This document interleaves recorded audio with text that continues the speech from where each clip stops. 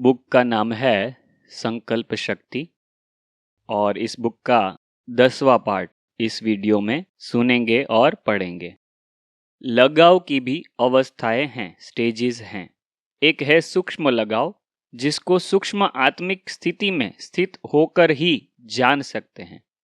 दूसरे हैं स्थूल रूप के लगाव, जिसको सहज जान सकते हो। सूक्ष्म लगाव का विस्तार बहुत है। बिना लगाव के बुद्धि की आकर्षण वहां तक जा नहीं सकती। किसी भी बात में अगर आकर्षण जाती है बुद्धि की, तो बाबा कहते हैं वहां लगाव जरूर है। बिना लगाव के बुद्धि की आकर्षण वहां तक जा नहीं सकती। वह बुद्धि का झुकाव वहां जा नहीं सकता। तो लगाव की चेकिंग हुई, झुकाव, जहां पर झुकाव है वहां पर लगाव है।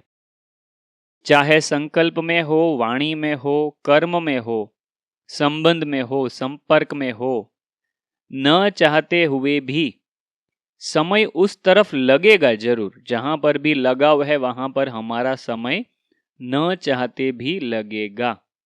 इस कारण व्यर्थ संकल्प का मूल कारण है लगाव। इसको चेक करो। तो लगाव कहां कहां पर है, यह चेक करने के लिए बाबा बोल रहे हैं हमको। जिन बातों को आप नहीं जानते हो वह भी व्यर्थ संकल्पों के रूप में डिस्टर्ब करती है, दखल करती है। जिन बातों को आप नहीं जानते हो वह भी व्यर्थ संकल्पों के रूप में डिस्टर्ब करती है। इसका भी कारण पुराने स्वभाव और संस्कारों में मेरेपन की कमी है। जब तक मेरा स्वभाव, मेरा संस्कार है तो वह खींचेंगे। व्यर्थ संकल्पों का दूसरा कारण है सारे दिन की दिनचर्या में मनसा वाचा कर्मणा जो बाप द्वारा मर्यादाओं संपन्न श्रीमत है, उसका किसी न किसी रूप से उल्लंघन करते हो। आज्ञाकारी से अवज्ञाकारी बन जाते हो। मर्यादाओं की लकीर से मनसा द्वारा भी अगर बाहर निकलते तो व्यर्थ संकल्प रूपी रावण वार कर सकता है। तो यह भी चेकिंग करो। संकल्प द्वारा, वाणी, कर्म, संबंध, संपर्क द्वारा ब्राह्मणों की रीति और नीति को उल्लंघन तो नहीं करते हैं। अवश्य कोई नीति व रीति मिस करते हैं, मतलब गुम है। तब बुद्धि में व्यर्थ संकल्प मिक्स मतलब मिश्रित होते हैं। समझा दूसरा कारण? इसलिए चेकिंग अच्छी तरह होनी चाहिए, तब व्यर्थ संकल्पों की निवृत्ति हो सकती है। 29 मई 1977 के अव्यक्त मुरली महावाक्य थे। पाप और पुण्य की गहन गति को जानो। पाप की गति श्रेष्ठ भाग्य से वंचित कर देती। संकल्प द्वारा भी पाप होता है। संकल्प के पाप का भी प्रत्यक्ष फल प्राप्त होता है। संकल्प में स्वयं की कमजोरी किसी भी विकार की पाप के खाते में जमा होती ही है। लेकिन अन्य आत्माओं के प्रति संकल्प में भी किसी विकार के वशीभूत वृत्ति है तो यह भी महापाप है। किसी अन्य आत्मा के प्रति व्यर्थ बोल भी पाप के खाते में जमा होता है। ऐसे ही कर्म अर्थात संबंध और संपर्क द्वारा किसी के प्रति शुभ भावना के बजाय और कोई भी भावना है तो यह भी पाप का खाता जमा होता है, क्योंकि यह भी दुख देना है। देखो, हमारी ज्ञान की परिभाषा बहुत ही गुह्य है, इसलिए इन छोटी छोटी बातों का जरूर ध्यान रखें कि हमारे संकल्प से भी ऐसे कोई पाप न हो कि किसी को दुख न पहुंचे। शुभ भावना पुण्य का खाता बढ़ाती है। व्यर्थ भावना व घृणा की भावना व ईर्ष्या की भावना पाप का खाता बढ़ाती है। इसलिए बाप के बच्चे बने, वर्षे के अधिकारी बने, अर्थात पुण्य आत्मा बने। यह निश्चय, यह नशा तो बहुत अच्छा, लेकिन नशा और ईर्ष्या मिक्स नहीं करना। बाप के बनने के बाद प्राप्ति अनगिनत है, लेकिन पुण्य आत्मा के साथ पाप का बोझ भी 100 गुना के हिसाब से है। इसलिए इतने अलबेले भी मत बनो। 3 दिसंबर 1978। संकल्प में इतनी समर्थी है जो विश्व की आत्माओं तक शक्तिशाली संकल्प द्वारा सेवा कर सको। संकल्प में इतनी समर्थी है जो विश्व की आत्माओं तक शक्तिशाली संकल्प द्वारा सेवा कर सको। वृत्ति की शुद्धि अनुसार वायुमंडल को शुद्ध कर सको। वृत्ति की शक्ति है। शुद्ध अर्थात प्योरिटी। प्योरिटी का आधार है भाई भाई की स्मृति की वृत्ति। ठीक है, भाई भाई की स्मृति की वृत्ति। 4 जनवरी 1979। संकल्प भी एक खजाना है, ज्ञान भी खजाना है। स्थूल धन भी ईश्वर अर्थ समर्पण करने से एक नया पैसा, एक रतन समान वैल्यू का हो जाता है। इन सब खजानों को स्वयं के प्रति व सेवा के प्रति कार्य में नहीं लगाते तो भी व्यर्थ कहेंगे। किस किस के प्रति कर सकते हैं? स्वयं के प्रति व सेवा के प्रति अगर कार्य में नहीं लगाते तो भी व्यर्थ कहेंगे। हर सेकंड स्व कल्याण व विश्व कल्याण के प्रति हो। ऐसे सर्व खजाने इसी प्रति ही बाप ने दिए हैं, इसी कार्य में लगाते हो। कई बच्चे कहते हैं न अच्छा किया न बुरा किया तो किस खाते में गया। वैल्यू न रखना, इसको भी व्यर्थ कहेंगे। इस कारण पुरुषार्थ की रफ्तार तीव्र नहीं हो पाती और इसी के कारण नंबरवार पड़ जाते हैं। तो अब समझा नंबरवार बनने का कारण क्या हुआ। 10 जनवरी 1979 के अव्यक्त मूल्य महावाक्य यह थे। जैसे पहले पहले मौन व्रत रखा था तो सब फ्री हो गए थे, टाइम बच गया था। तो ऐसा कोई साधन निकालो जिससे सबका टाइम बच जाए। मन का मौन हो, व्यर्थ संकल्प आवे ही नहीं। यह भी मन का मौन है ना। जैसे मुख से आवाज न निकले वैसे व्यर्थ संकल्प न आए, यह भी मन का मौन है। तो व्यर्थ खत्म हो जाएगा। जब समय बच जाएगा तब फिर सेवा आरंभ होगी। देखो बहुत बड़ी बात है और एकदम सूक्ष्म भी है कि सब समय बच जाएगा तब फिर सेवा आरंभ होगी। मतलब समय बचेगा तब सेवा आरंभ होगी। तो समय कैसे बचेगा वो भी बाबा ने बताया कि व्यर्थ संकल्प समाप्त हो जाएंगे तब समय बचेगा और तब सेवा आरंभ होगी। मन के मौन से नई इन्वेंशन निकलेगी। देखो यह बहुत सूक्ष्म बातें हैं। तो सेवा के कुछ नए साधन निकालने हैं तो मन का मौन चाहिए, व्यर्थ संकल्पों का मौन चाहिए। मन के मौन से नई इन्वेंशन निकलेगी। जैसे शुरू के मौन से नई रंगत निकली वैसे इस मन के मौन से नई रंगत होगी। तो आगे अगर सेवाओं को बहुत आगे बढ़ाना है, जिसको भी इच्छा है कि सेवा में कुछ नया करें, तो वह यह मौन का अभ्यास जरूर करें। बाबा कहते हैं इस मन के मौन से नई रंगत होगी। 10 जनवरी 1979। तो यह मुरली भी कहीं से मिले तो जरूर पढ़िएगा। ईश्वरीय सेवा का श्रेष्ठ और नया तरीका। संकल्पों द्वारा ईश्वरीय सेवा करना यह भी सेवा का श्रेष्ठ और नया तरीका है। देखो यह बहुत गुह्य बात है, इसलिए एकदम ध्यान से समझने की कोशिश करिएगा। ईश्वरीय सेवा का श्रेष्ठ और नया तरीका संकल्पों द्वारा ईश्वरीय सेवा करना यह भी सेवा का श्रेष्ठ और नया तरीका है। जैसे जवाहरी होता है तो रोज सुबह को दुकान खोलते अपने हर रतन को चेक करता कि साफ है, चमक ठीक है, ठीक जगह पर रखे हुए हैं। वैसे रोज अमृत वेले अपने संपर्क में आने वाली आत्माओं पर संकल्प द्वारा नजर दौड़ाओ। देखो बहुत सूक्ष्म सेवा है।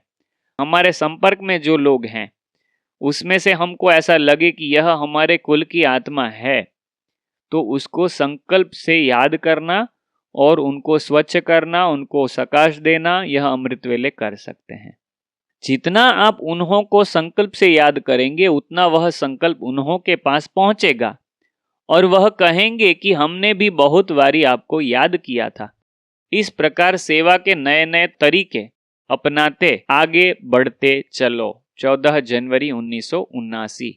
तो 1979 की मुरलियों से यहाँ बहुत सारे महावाक्य आ रहे हैं, इसलिए जिसको मनसा सेवा के बारे में बहुत कुछ जानना हो तो सकता है कि 1979 की मुरलियों से उनको बहुत सारी प्रेरणाएं मिल सकती है। जैसे साइंस के साधन एरोप्लेन जब उड़ते हैं तो पहले चेकिंग होती है, फिर माल भरना होता है। जो भी उसमें चाहिए, जैसे पेट्रोल चाहिए, हवा चाहिए, खाना चाहिए, जो भी चाहिए, उसके बाद धरनी को छोड़ना होता है, फिर उड़ना होता है। ब्राह्मण आत्मा रूपी विमान भी अपने स्थान पर तो आ ही गए, लेकिन जो डायरेक्शन था अथवा है 1 सेकेंड में उड़ने का, उसमें कोई चेकिंग करने में रह गए। मैं आत्मा हूं, शरीर नहीं हूं, इसी चेकिंग में रह गए।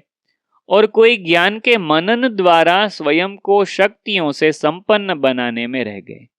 मैं मास्टर ज्ञान स्वरूप हूं, मैं मास्टर सर्वशक्तिवान हूं, इस शुद्ध संकल्प तक रहे, लेकिन स्वरूप नहीं बन पाए, तो दूसरी स्टेज भरने तक रह गए।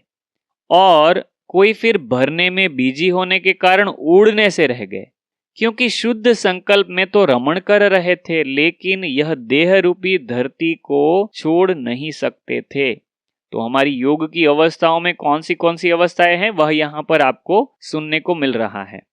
शुद्ध संकल्पों में रमण कर रहे थे, लेकिन यह देह रूपी धरती को छोड़ नहीं सकते थे, अशरीरी स्टेज पर स्थित नहीं हो पाते थे। बहुत चुने हुए थोड़े से बाप के डायरेक्शन प्रमाण सेकंड में उड़कर सूक्ष्म वतन या मूल वतन में पहुंचे। जैसे बाप प्रवेश होते हैं और चले जाते हैं, तो जैसे परमात्मा प्रवेश होने योग्य है, वैसे मर्जीवा जन्मधारी ब्राह्मण आत्माएं अर्थात महान आत्माएं भी प्रवेश होने योग्य है। जब चाहो कर्मयोगी बनो, जब चाहो परमधाम निवासी योगी बनो, जब चाहो सूक्ष्म वतन वासी योगी बनो, स्वतंत्र हो, तीनों लोकों के मालिक हो, इस समय त्रिलोकी नाथ हो, तो नाथ अपने स्थान पर जब चाहें तब जा सकते हैं। 26 नवंबर 1979 के अव्यक्त मूल्य महावाक्य सुने। तो बहुत ही सूक्ष्म सूक्ष्म बातें इस बुक में आपको सुनने को मिल रही है। तो हमें आशा है कि बहुत अच्छी अच्छी पॉइंट्स आप इसमें से धारण करेंगे। आगे सुनते हैं। सदा पुरुषार्थ की तीव्र गति से चलते रहो। शुद्ध संकल्प का स्टॉक हो तो व्यर्थ खत्म हो जाएगा। जो रोज ज्ञान सुनते हो, उसमें से कोई न कोई बात पर मनन करते रहो। व्यर्थ संकल्प चलना अर्थात मनन शक्ति की कमी है। व्यर्थ क्यों चलता है? बाबा कहते हैं मनन नहीं करते इसलिए। मनन करना सीखो। एक ही शब्द लेकर के उसकी गुह्यता में जाओ। अपने आप को रोज कोई न कोई टॉपिक सोचने को दो, फिर व्यर्थ संकल्प समाप्त हो जाएंगे। कितनी अच्छी युक्ति एकदम सिंपल बताई। मुरली से एक पॉइंट लेकर उसके ऊपर पूरा दिन मनन चिंतन करते रहो। अपने आप को टॉपिक दो कुछ सोचने के लिए, फिर व्यर्थ संकल्प समाप्त हो जाएंगे। जब भी कोई व्यर्थ संकल्प आए तो बुद्धि से मधुवन पहुंच जाना। यहाँ का वातावरण, यहाँ का श्रेष्ठ संग याद करेंगे तो भी व्यर्थ खत्म हो जाएगा। लाइन चेंज हो जाएगी। 30 नवंबर 1979। सर्विसेबल बच्चों का व्यर्थ कभी नहीं चलना चाहिए।